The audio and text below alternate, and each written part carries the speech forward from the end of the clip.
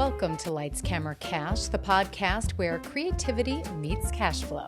I'm your host, Nicole Sellers, and I'm here to help you unleash the superstar within and turn your creativity and charisma into a money-making machine. Today, I am sitting down with Sam Green. She's a former NBA dancer turned marketing agent for athletes and an NIL expert, also known as name, image, and likeness. She helps student athletes create engaging content so they can score big brand deals and cash in on their NIL. Hi, Sam. Welcome to the show.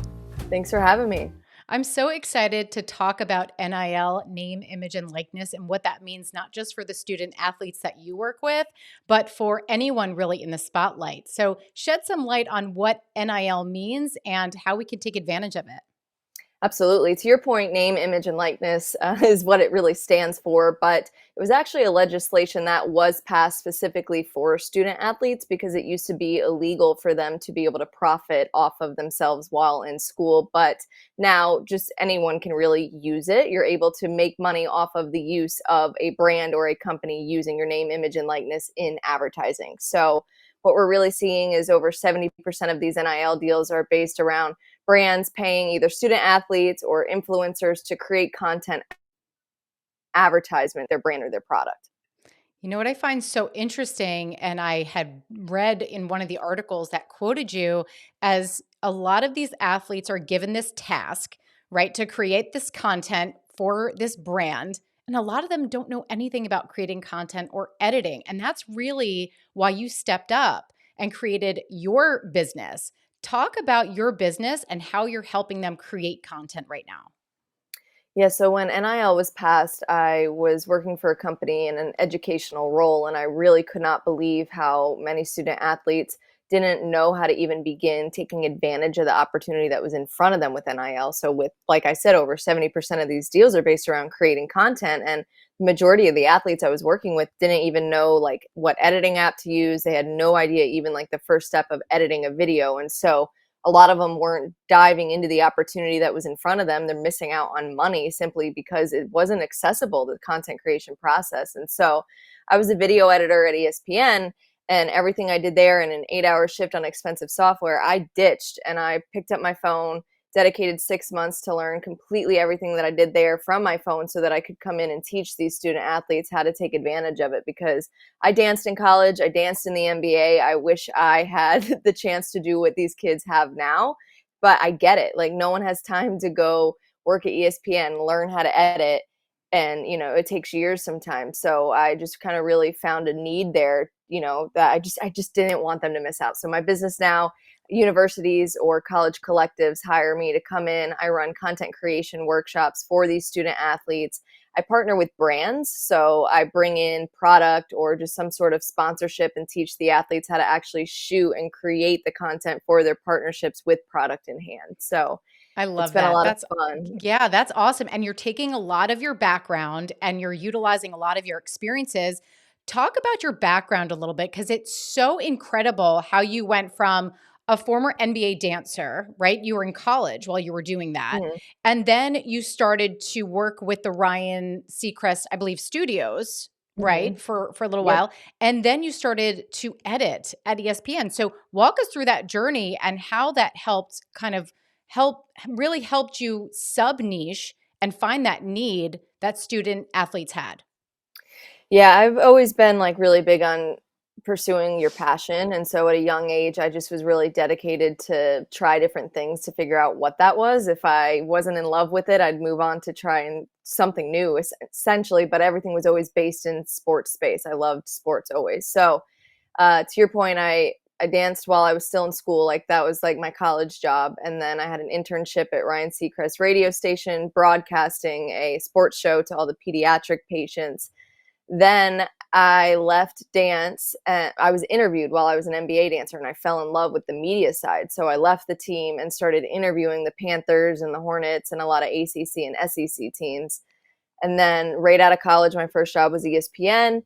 Then I left because I was like, okay, like, I kind of want to tell more stories, not just like editing analytics. My husband was in the major leagues playing for the Angels at the time, and I'd have to edit his analytics or his bad game essentially and put it out to the world. I'm like, man, I rather get to know these athletes a little. So I left and I started interviewing professional athletes behind the scenes and started a YouTube channel. Then I turned that into a nonprofit with my husband, where we teach kids baseball and softball, and really use sports to teach them things beyond their sport. Like, I teach media professionalism. I was teaching them how to edit content. We were teaching them mental skills tactics and financial literacy. So turned the YouTube channel into the nonprofit side. And then from there, I became the director of social media at a gym specifically for high-end athletes. And that's where I started actually becoming a marketing agent and doing a little bit of what I do now, where I was landing these professional athletes brand deals and I was helping them make the content for their partnerships. Then NIL was legalized and I started working for a marketplace, which is a website that essentially directly connects student athletes with brands that want to hire them.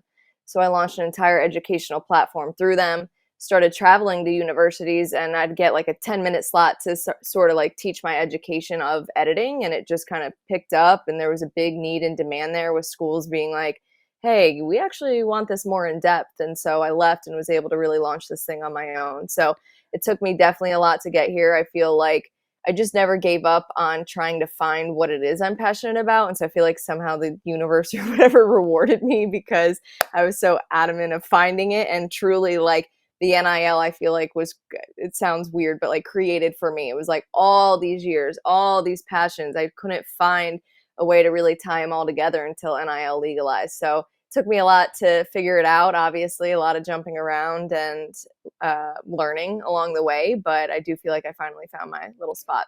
I love that story because it's a story of perseverance, but also not giving up on the dream of finding something that you're really passionate about.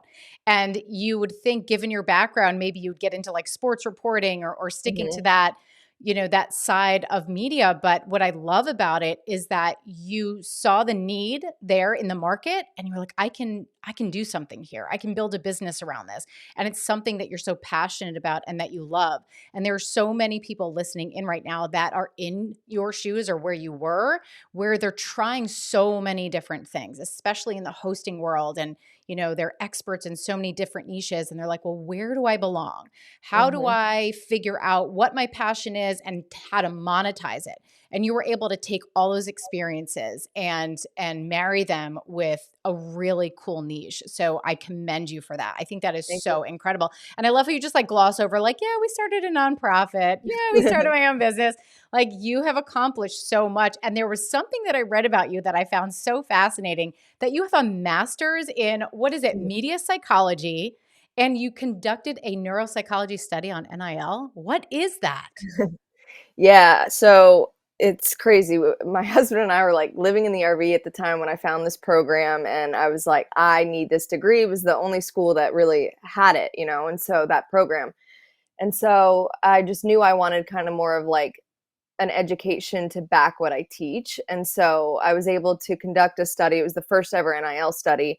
It was a neuromarketing eye tracking study where I studied the differences between user generated advertisements that athletes went out and made on their own for their partnerships in comparison to professionally produced content that big brands actually, flew in production and spent thousands of dollars to create. And so I really wanted to see, because a big question in the NIL is like, where's the ROI? Where's the money going? Like, is it worth investing? Like, no one's done the homework to see if it's even like worth it. And they're just throwing money at it. And it's like, why not do your homework first? And so the technology I used actually tracked people's like emotions and like eyes, and really studied like how long and where on the advertisements, people's attention were going to. And I proved that a $50 advertisement of an athlete eating a protein bar not only, was up there with a $30,000 Buick commercial, but it actually outperformed every single other advertisement. So I just wanted to prove to these athletes, Wow. that That is they can do it, crazy. like it doesn't take a lot of athletes are like, oh, I don't have a camera.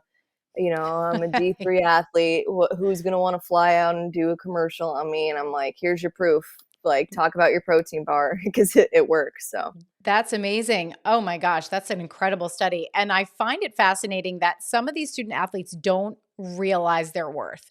And you doing what you do is kind of uncovering their kind of uniqueness and special sauce and uncovering that uniqueness in them and giving them that confidence to go out there and pitch themselves to brands. So do they Mhm. typically pitch themselves to brands? Is that something that you do? Because if someone's listening right now and maybe they're a student athlete and they want to start getting into this space, what would be their first step? Like what you're hearing so far? Then you're going to love all the content and support inside TV Hosting Academy's Green Room membership. Member perks include small group coaching with me, Nicole Sellers, access to industry insiders who share all the secrets to on-camera success, and a monthly think tank session with a tribe of like-minded creatives. Check out all the details in the show notes. See you inside the Green Room. Yeah, I equip the athlete with the tools to be able to pitch themselves. So the first step, to be honest, is what athletes don't want to hear a lot of the times. And so this will, like, right off the bat while working with me, you're going to realize whether you want to do this or not. And so step number one is actually to create content before the brand deal. If I go to your Instagram handle or your TikTok, like, and you have one photo, like, I'm sorry, like, we got work to do before you're even ready to pitch yourself, because you need to prove to a brand your worth and why they would even want to work with you. Why should they pay you if you have one photo? And so I really tell athletes to pick up product that's sitting around their house that they use every single day and start creating a couple pieces of content. Go ahead and already tag the brands, put your name out there, kind of put yourself out on the map. And then once you feel like you're in a good spot where you have about 2, 3, 4 pieces of advertisements already up on your social media that you could use to actually show a brand, hey, this is what I do, this is what I can create, I can do something similar for you, then you are pitching yourself to brands. And there's numerous ways to do that. A common way is through Instagram DMs, just literally hitting up the brand, or there's a lot of specific platforms specifically for these types of connections and advertisements for influencers and student athletes to connect with these brands. So, Yeah. and I hand them a pitch template where they can just kind of customize it, and really, not spam brands. You always have to add in your customized touch, but it at least equips them to do it on a bigger level without sacrificing too much time. Yeah, it's building your video portfolio. It's your content Mhm. portfolio, and that goes for everybody in this space as well, even the hosting space in any niche. You need to have that video portfolio out there if you're going to partner with brands. Now, I want to talk a little bit about some of the numbers. Like, what are the biggest deals that you've ever seen go down? Because I mean, I can imagine in the millions, depending on if they're D1 sports, D3 sports. What are some of the bigger deals that you've seen happen?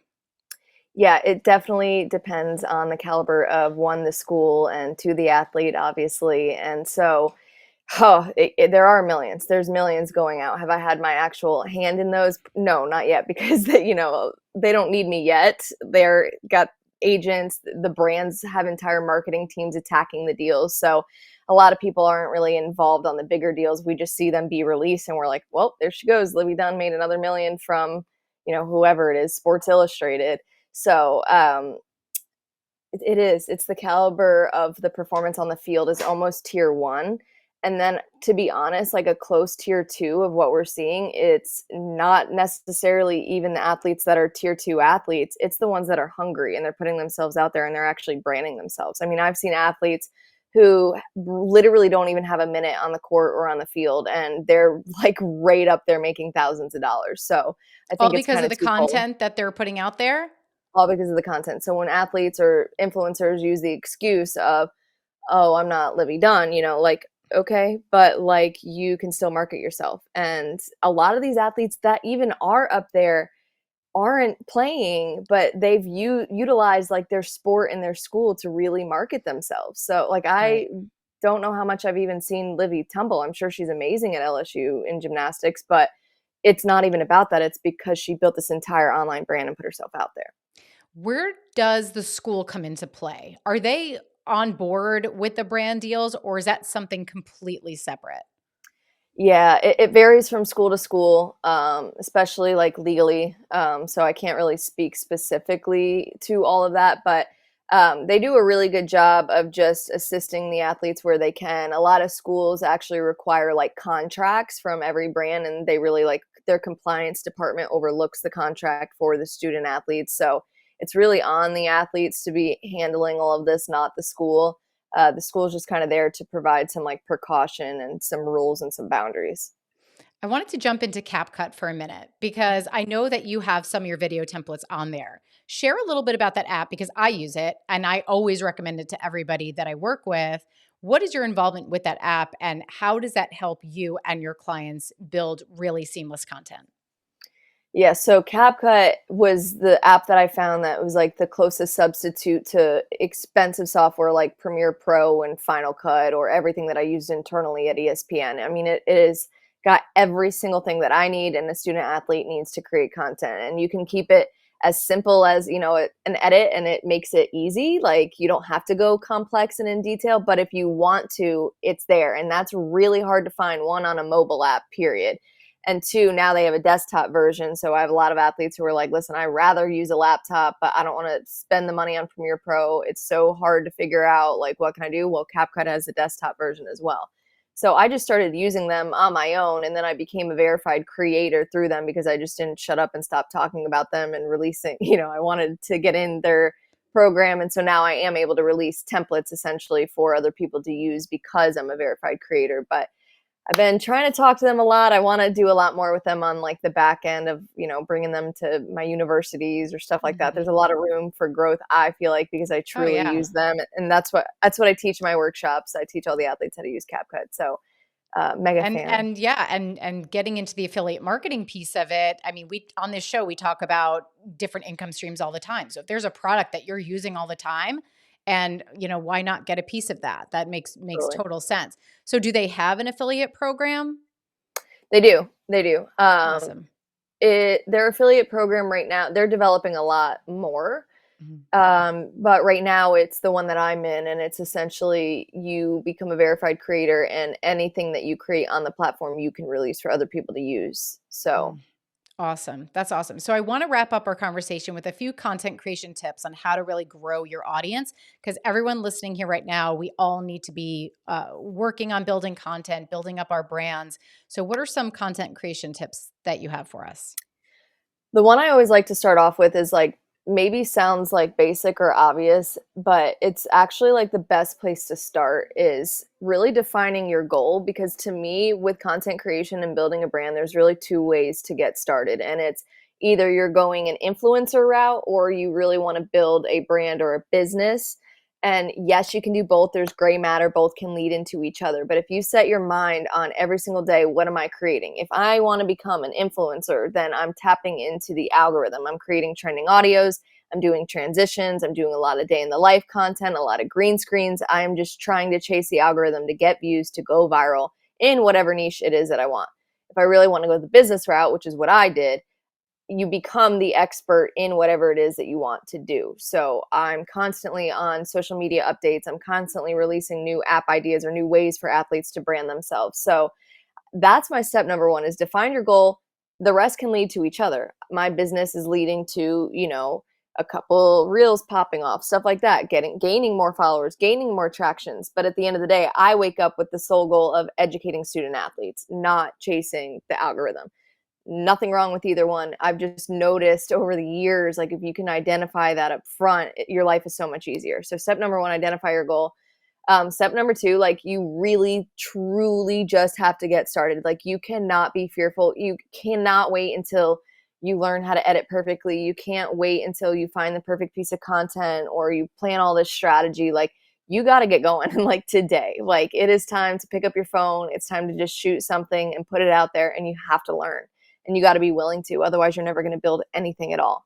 The other thing I would say is, and I know these aren't like technically like download this app, but this is what I tell my student athletes, and this is how they're truly monetizing. And these are still content creation tips because it's what you have to do to be able to make this a career. And so I'd say the other thing would be really focus on turning your fans into a community. That I've noticed a huge difference. Even if you're an influencer chasing the algorithm, how can you write a long caption that's going to engage your audience and encourage them to write back to you or to comment on the post versus just posting you looking pretty, lip syncing? That's fine, but that's a fan, that's not a community. And so the more that you create a community, the more you can truly make off of this, because now people are in love with you for who you are, not just whatever piece of content you're putting yourself out there. So Then my last thing would be utilize all of social media's features. I've really noticed a difference on that. Instagram subscriptions, you're only supposed to have access to that if you have 10,000 followers. I only have 5,000 followers, but Instagram released that feature to me. I'm able to make money now passively off of an Instagram subscription because I'm just constantly utilizing the platform and all that it has to offer. So, broadcast channels, great way to create a community. You're directly engaging with your audience. So, I'd say use every single feature that you can think of that can engage your audience to really help you grow and build that community. Oh, that was amazing. That was amazing. Great tips. Thank you so much. And I love what you said about building the community, because now they're not only fans, but they are an engaged community and they are going to be buying into whatever you will be doing. So if there's a merch line coming out, or like you have an Right. app coming out, they're already there. They're already loyal to you. So that's such a smart strategy. So Sam, thank you so much for coming on the show and sharing all your insights with us. And we hope to have you back again. And thank you again. I would love to. Thank you so much for having me, and thank you to everyone who listened. Appreciate it. Where can everyone find you before we say goodbye? Oh, Instagram's the easiest way. I'm at Sam B Green on IG, and I'm really good about answering my DMs. So feel free to hit me up and even join my subscription if you want to learn how to build your brand on a deeper level. Absolutely. Thank you, Sam. Thank you.